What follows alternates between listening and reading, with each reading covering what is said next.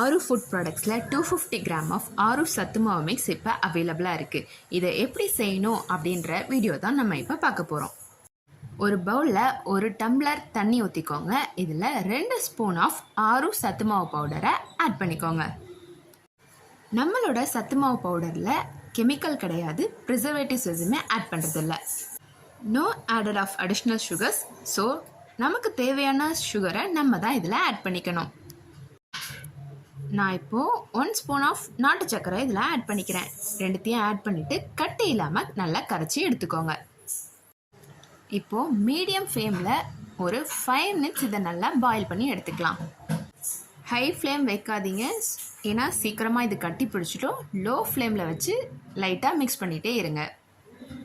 நம்மளோட பேக்கிங்கே ஜிப்லாக் கவரில் தான் வருது. ஸோ நீங்கள் இதை அப்படியே யூஸ் பண்ணிவிட்டு லாக் பண்ணி வச்சிடலாம்.